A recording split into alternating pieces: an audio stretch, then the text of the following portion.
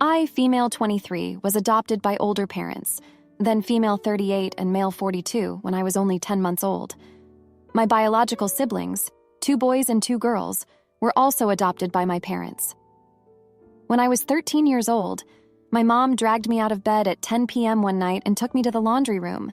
There, she started yelling at me about my laundry. When I didn't respond, I was still half asleep.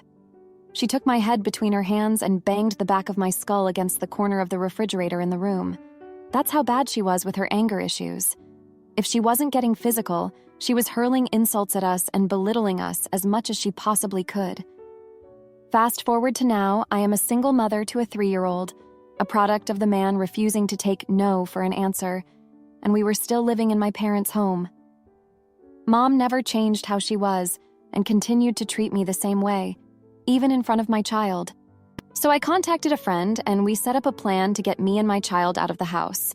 4 days ago, I lied about my toddler being sick so that I wouldn't have to go to church with my family. While they were gone, my friend, her boyfriend, and I loaded up the vehicles and we left. I made sure to block everyone on my messages, but completely forgot about my Messenger app. Halfway through the 10-hour drive from Missouri to Colorado, I answered my phone after my parents had tried to report me as missing, kidnapped. I got a nasty lecture not only from my parents, but also from their biological son, male 35. Afterwards, they continued to message and belittle me throughout the next day. Then they told me that I needed to send my toddler back to Missouri with them. I tried to stall giving them an answer for as long as I possibly could, but in the end, my mother pushed for an answer. When I didn't respond, she took that as a no and began to attempt to guilt-trip me into agreeing. When I still didn't say anything, their son got involved again and gave me this ultimatum. Either send my child back to them, or he would tell my child's biological dad about her existence. Even though I'm aware that state laws are different, and I wouldn't actually be affected by this, I couldn't help but panic a little. That is, until my friend assured me that I wouldn't be losing my child. So I blocked all of my family except my biological little sister.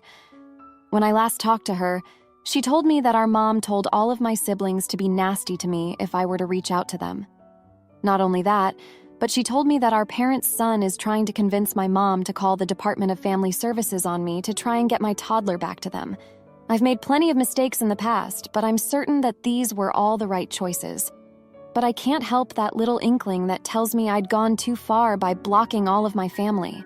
So, am I the jerk? Now for an update. It has been over a week since I posted this post, and a bit has changed. Because I blocked my family, I've been able to relax more and breathe a little easier. I've focused most of my attention on my toddler to keep myself distracted from feeling guilty. Just a bit of clarity. I don't feel guilty cutting off my family. I feel guilty because my toddler may never see her cousins, aunts, uncles, grandparents, and even her great-grandparents again. As much as I knew it was a problem to be in that household, I did enjoy watching my toddler play with her grandparents when they were in good moods, her cousins, and her aunts. Anyway, on to the update. First, my mother created a fake Facebook account using my sister's name to try and friend me on Facebook again. My sister has Snapchat. Mom doesn't know as it was forbidden in the house, and she warned me about it. She also told me that our mother has been much kinder to all of them and constantly apologizing to them. So it seems that doing all of this wasn't just good for me, it was good for them as well. I blocked the fake Facebook account and it got really quiet for a bit. Then my mom started to email me. I took some of y'all's advice and I put it in a folder that I marked harassment emails so that I could have those if I needed them. She must have been told by my siblings how I had felt because the first 2 emails were just updates on their lives. The third one was a long apology email. I responded to that one and told her that I still needed time to myself. So she responded and told me that she was going to acknowledge my request and only email me once a day. I told her what her son had done, trying to blackmail me into sending my toddler to them, and she didn't respond for a couple of days. Then today she responded and told me that the offer still stands. She also talked about how I had abruptly uprooted my child from her life, and that she's the most important person in this whole situation, which I agree wholeheartedly that she is. She's what motivated me to move away in the first place, because I knew she deserved better. What really gets me, though, is that out of all of this mess, I've learned just how little they care for me. Since the beginning, all they've wanted is my toddler back. They don't even care that I'm gone. They just want her back. So yeah, that's my little update. Nothing legally done yet. I've been able to get some things in order just in case. I know it's not really exciting, but we'll see. It's not over yet. Now, for a few comments before the update. Comment 1. I have to contradict you on one thing. Their age has nothing to do with the amount of abuse you've suffered. I'm giving birth to my first child at 32 and significant other is 35. He was raised by older parents as he's the youngest of siblings and never suffered abuse. My mom had me at 32, and she never abused me. I know cases of women in my family who gave birth in their 40s. If anything, both of those kids are successful scientists and ended up with scholarships for the best universities around Europe. An aggressor is an aggressor no matter their age. Comment 2. Honey, they were just hurtful. Plenty of people with older parents are fine and not abused. Edit. My parents were both over 30 when I was adopted, and they were not hurtful to me. I am sorry you got dropped in a hellhole, but adoptive parents or genetic parents don't necessarily mean better or good.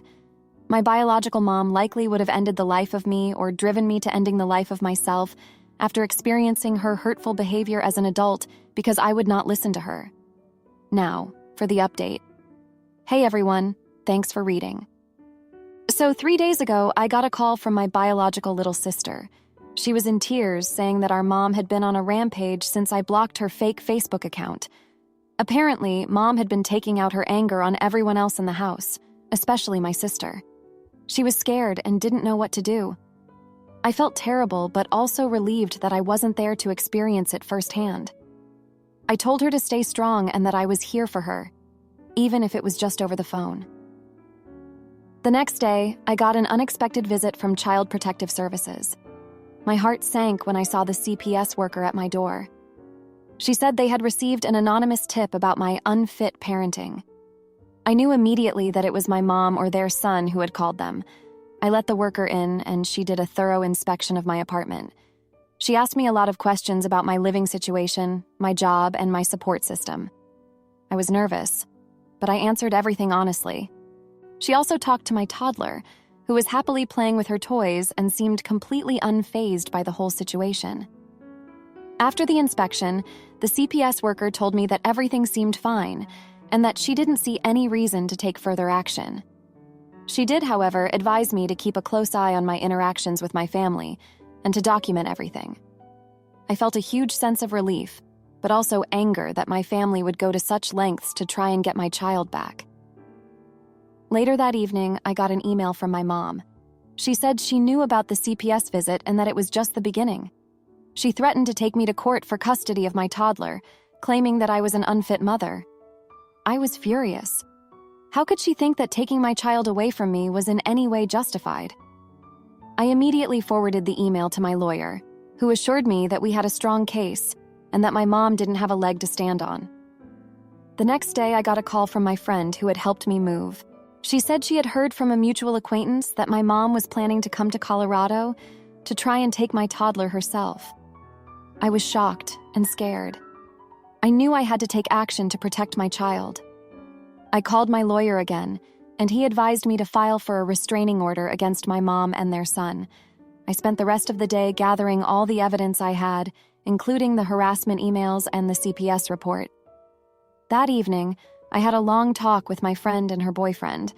They offered to let me and my toddler stay with them for a while, just in case my mom did show up.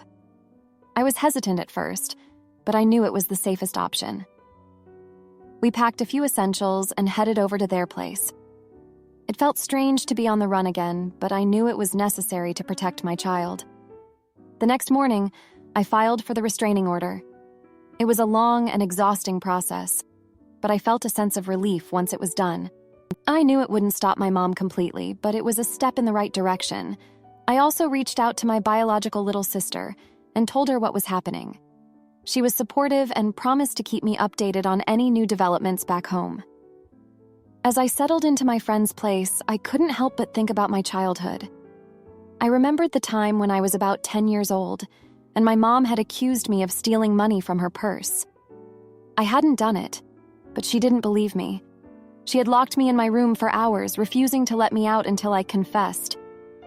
I never did, but the experience left a lasting scar. It was moments like these that made me realize just how toxic my mom was and how important it was to break free from her control. I also thought about my biological dad, who had passed away when I was just a baby. I had always wondered what my life would have been like if he had been around. Would he have protected me from my mom's wrath? Would he have been a loving and supportive parent? These questions haunted me, but I knew I couldn't dwell on them. I had to focus on the present and on keeping my child safe. As the days went by, I started to feel more at ease. My friend and her boyfriend were incredibly supportive, and my toddler was happy and thriving in the new environment. I knew I had made the right decision by leaving my parents' house, but the guilt still lingered. I missed my siblings and wished things could have been different. Then yesterday, I got a call from my biological little sister. She said that our mom had been arrested for assaulting their son during an argument. Apparently, he had been pushing her to take more drastic measures to get my toddler back, and she had snapped. My sister was shaken, but also relieved. She said that maybe now, things would start to change for the better. I couldn't believe what I was hearing. My mom, who had always been so controlling and manipulative, was finally facing the consequences of her actions. It was a bittersweet moment. I felt a sense of justice, but also sadness for my siblings, who had to endure her wrath in my absence. As I hung up the phone, I realized that this was just the beginning of a long journey. I knew there would be more challenges ahead, but I felt stronger and more determined than ever to protect my child and build a better life for us. I also knew that I had to stay connected with my siblings and support them in any way I could. So that's where things stand now. I'm taking it one day at a time and focusing on the future. Thank you for reading. Am I the idiot for refusing to punish my daughter after she held my nephew's face underwater? We have 2 children, a daughter who is 7 years old and a son who is 4 years old. My daughter loves her little brother and is quite protective of him, which I have always liked, at least until now.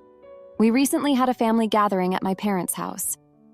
I don't get along with my sisters because they have raised their children in a way that they believe can annoy others and get away with it because they won't get punished.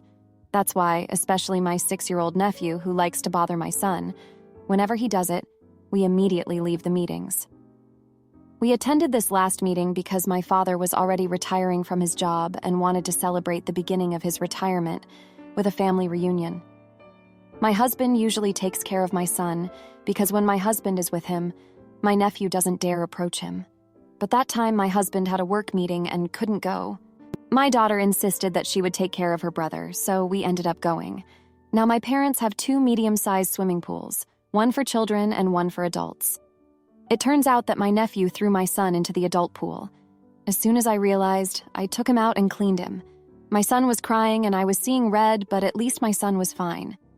When I was about to go to complain to my sister, we heard a scream. We all turned to look, and it was my daughter sinking my nephew's face in the water of the children's pool and putting all her weight on top of him so that he couldn't get up. Almost all of us had to intervene to be able to separate them. I couldn't believe that a 7-year-old girl could have so much strength, but not even my 2 sisters and I could make her let go of my nephew.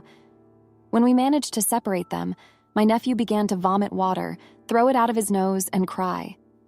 My daughter also cried while hugging her brother, and I hugged both of them. When everything calmed down between them, the screams began between my sister and me. My sister wanted to hit my daughter, and I got in the way. Luckily, nothing happened. In the end, we separated and each of us returned home. Additionally, I did not punish my daughter for what she did, and I do not plan to do so. She was only defending her brother, but the problem is that my sisters both want my daughter to apologize to my nephew, and for me to punish her in front of them to let them know that that kind of violence is not okay, which I refuse to do. My parents also think that my daughter went a little too far. The only person who is on my side now is my husband, saying that he would have done the same if he had been in my daughter's place. So am I the jerk for refusing to punish her and not wanting her to apologize? Now, for a few comments before the update. Comment 1. You are a bad parent. You allow your children to be exposed to people who make them feel so uncomfortable that your daughter tried to unalive her cousin. Do not misunderstand the situation. She would have ended the life of that boy and done so willingly and with no remorse. Because you allow your son to be bullied so badly that she felt this was not only warranted but necessary. You are a bad parent for allowing it to get to this point. And your daughter needs to be punished so she understands that her actions have consequences. Because she tried to unalive her cousin. Comment 2. What are these dynamics? Your husband has to defend a 4-year-old from a 6-year-old? You decided to rely on a 7-year-old to defend the 4-year-old? Where are you?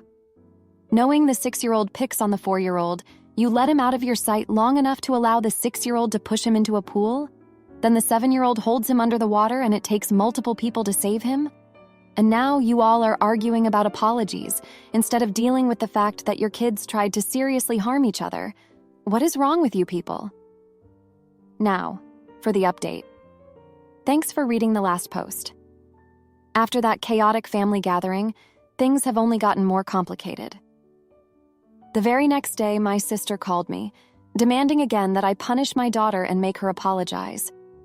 I stood my ground, but the conversation quickly turned into a shouting match. My sister accused me of being a terrible parent and said that my daughter was a danger to her son.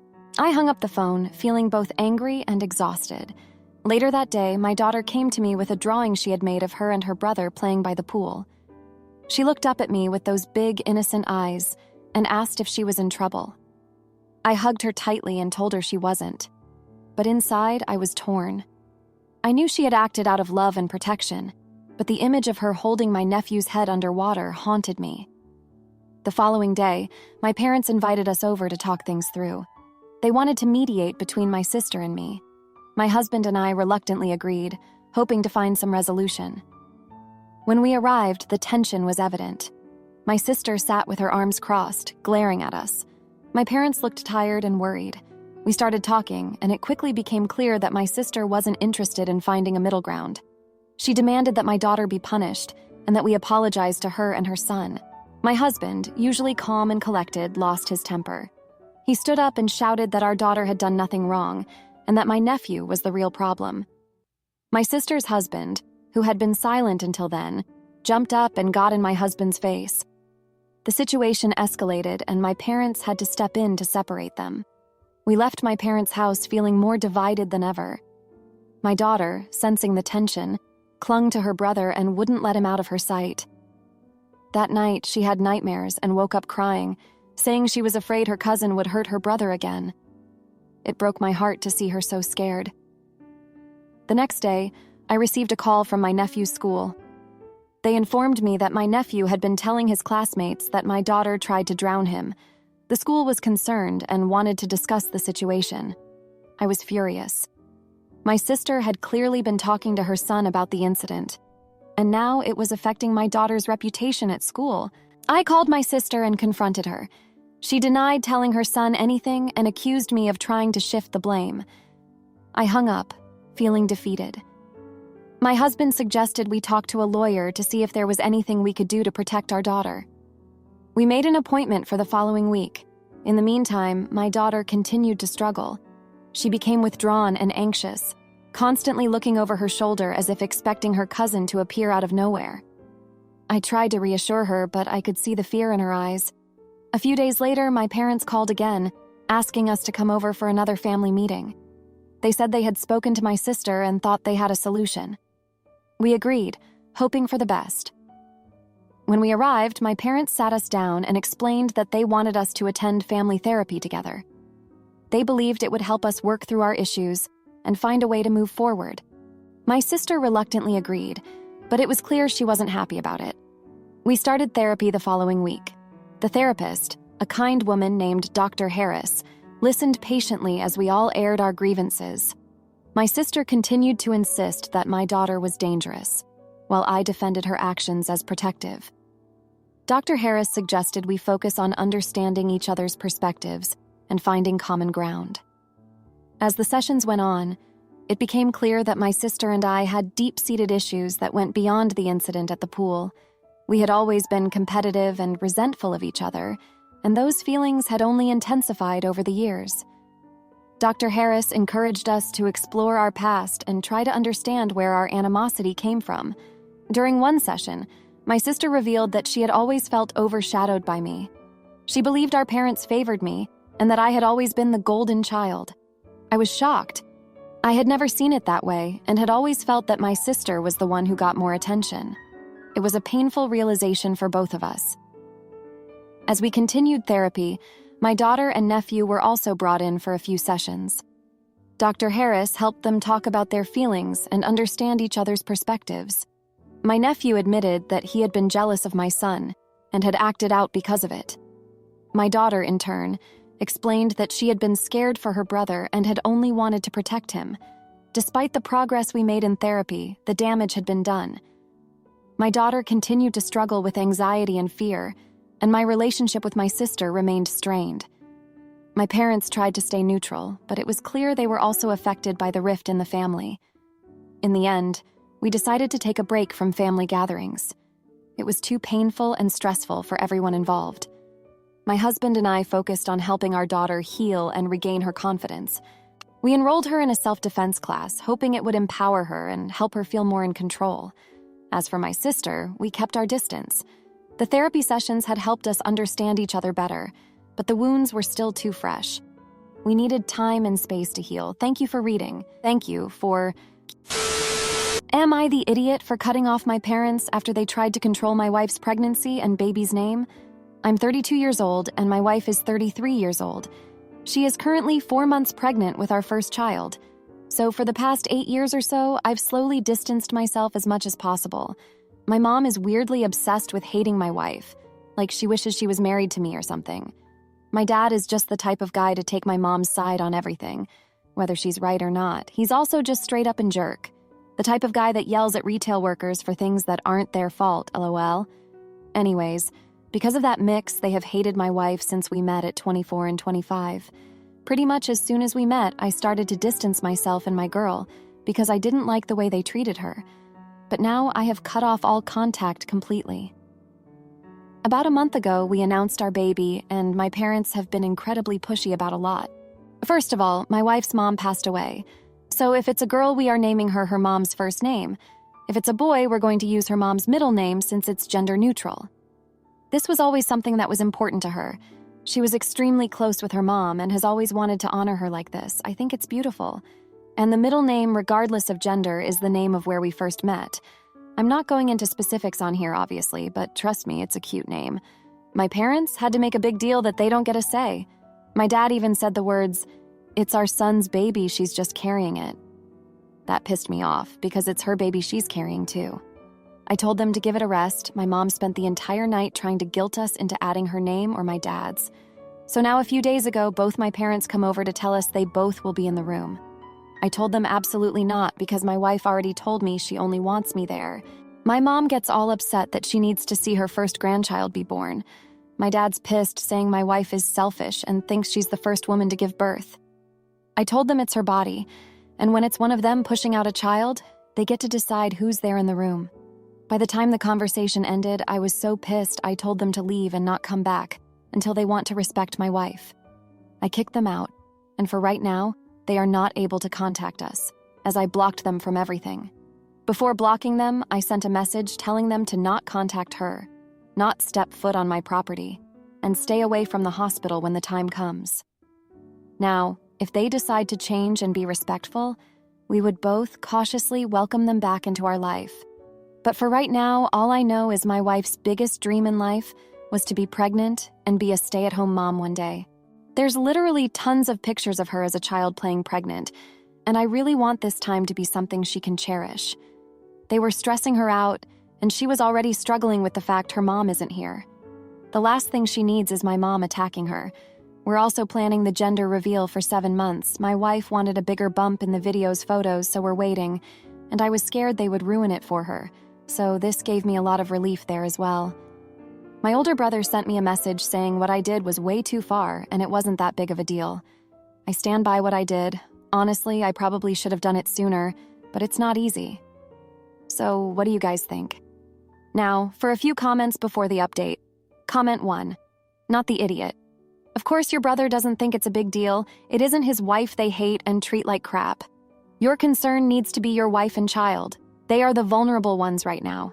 Your parents can fend for themselves, and I assume that you've been warning them for the past few years to get their attitude towards your wife corrected. They are the ones that have crossed the line. Honestly, if brothers aren't going to be honest about the real issue, he needs to stay out of it. No one that disrespects your wife and child needs to be involved. It's as simple as that. Comment 2. Not the idiot. Your wife's mental and physical health are the most important things right now, and you should support her any way you can. It's absolutely fine to cut off your jerk parents until you are ready to see them. The birth of your child is a special day, and don't let them ruin it. Now, for the update. Hey everyone, thanks for reading. So after I blocked my parents, things were pretty calm for about a week. My wife and I were able to focus on the pregnancy and planning the gender reveal without any interruptions. We even started setting up the nursery, which was a lot of fun and really helped us bond even more. But then things took a turn. One day, I got a call from my older brother. He said he wanted to talk things out and maybe find a way to mend the situation with our parents. I was hesitant, but I agreed to meet him for coffee. During our conversation, he kept insisting that I was overreacting and that our parents just wanted to be involved. He even suggested that maybe we could compromise by letting them be more involved in the pregnancy, but not necessarily in the delivery room. I was frustrated, but I agreed to think about it. A few days later, my wife and I were out shopping for baby clothes when we ran into my parents at the store. It was incredibly awkward. My mom immediately started crying and saying how much she missed us and how she just wanted to be a part of our lives. My dad, on the other hand, was more reserved but still looked upset. My wife was visibly uncomfortable, and I could tell she just wanted to leave. I told my parents that this wasn't the time or place to discuss anything, and that we needed to go. They looked hurt, but we left anyway. That night, my wife and I had a long talk about what had happened. She was really upset and felt like my parents were trying to manipulate us. I agreed, but I also felt guilty for cutting them off so abruptly. I decided to call my brother and ask for his advice. He suggested that maybe we could have a family meeting to discuss everything and try to find a resolution. I wasn't sure if it was a good idea, but I agreed to give it a shot. The family meeting was a disaster. My parents were defensive and kept insisting that they had a right to be involved in our lives and the baby's life. My mom even brought up the idea of having a say in the baby's name again, which just made my wife even more upset. My dad was his usual self, making snide comments and not really listening to anything we had to say. My wife ended up leaving the room in tears, and I was left trying to mediate between my parents and my brother, who was also getting frustrated. After the meeting, my wife and I decided that we needed to take a step back from my family for a while. We agreed that we would focus on our own little family and not let my parents' drama affect us. But things didn't get any easier.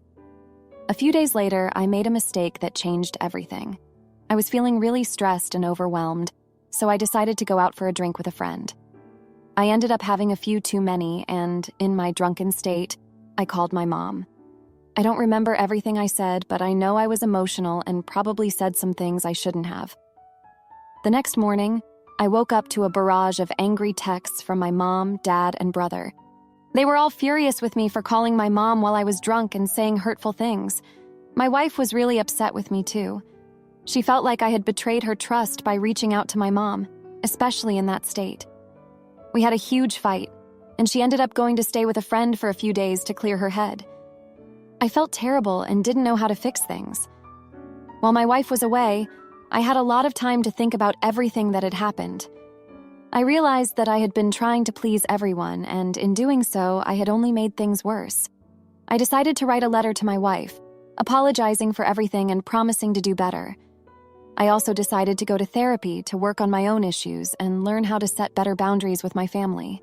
When my wife came back, we had a long talk. She appreciated the letter and my willingness to go to therapy, but she was still hurt and needed time to heal. We agreed to take things one day at a time and focus on our relationship and the baby. In the meantime, my relationship with my parents has only gotten worse. They are still angry with me for cutting them off and for the drunken phone call. My brother has also distanced himself from me, saying that he can't deal with the drama anymore. It's been really hard, but I'm trying to stay focused on my wife and our future together. Looking back, I realize that my parents' behavior has always been a source of stress and conflict in my life. My mom has always been controlling and manipulative, and my dad has always been quick to anger and slow to listen. Growing up, I often felt like I had to walk on eggshells around them, trying to keep the peace and avoid their wrath. It's no wonder that I struggled to set boundaries with them as an adult. My wife, on the other hand, has always been my rock.